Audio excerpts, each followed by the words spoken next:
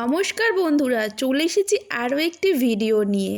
তবে আজকে আর বাংলা ধারাবাহিক নয়, আজকে বাংলা সিনেমার একটা চমক খবর নিয়ে চলে এসেছি।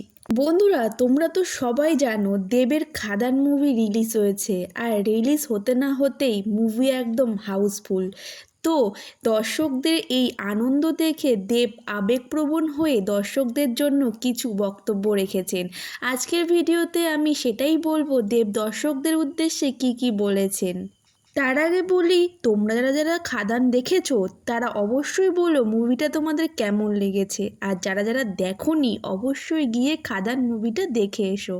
বাংলা সিনেমার আলো যেন দিন দিন নিভেই যাচ্ছিল, কিন্তু সেই আলো আবারও জ্বলজ্বল করে জ্বলে উঠল দেবের খাদান মুভির হাত ধরে। এখন আর দর্শকরা বাংলা মুভির জন্য হলমুখী হন না, কিন্তু দেবের এইভাবে কামব্যাক যেন সব কিছুকে হারিয়ে দিল। বড়দিনের মরশুমে 4টি বাংলা ছবি মুক্তি পেয়েছে, কিন্তু প্রথম দুদিনের মধ্যে বাকি 3টি মুভির থেকে খাদান যেন অনেকটাই এগিয়ে, তা এক প্রকার স্পষ্ট হয়ে গেছে। দেব অভিনীত এই ছবির সংখ্যা আগের থেকে বেড়েছে, দর্শকও ছবি দেখতে হলমুখী, আর সেই সব দেখে আবেগপ্রবণ দেব দর্শকদের ধন্যবাদ জানাতে দিলেন বিশেষ বার্তা।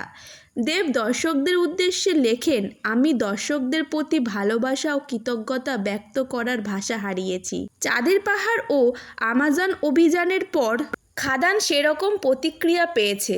নিজের পোস্টে দেব আরও লেখেন, কিভাবে নিজের আবেগ ভাষায় প্রকাশ করব তা জানি না, আমার দর্শকেরা খুশি তাই আমিও খুশি।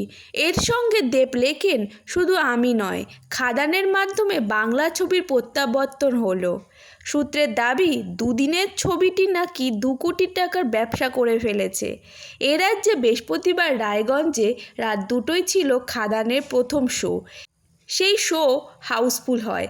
দেবকেও ইন্ডাস্ট্রির অন্যান্য পরিচালকেরা অভিনন্দন জানায়। অন্যদিকে রাজ্যের হল মালিকদের একাংশ খাদানের ব্যবসা নিয়ে আপ্লুত। তো বন্ধুরা, দেবের এইভাবে কামব্যাক নিয়ে তোমরা কি বলবে সেটা অবশ্যই কমেন্টে জানিও, আর ভিডিওটা ভালো লাগলে চ্যানেলটা সাবস্ক্রাইব করে দিও।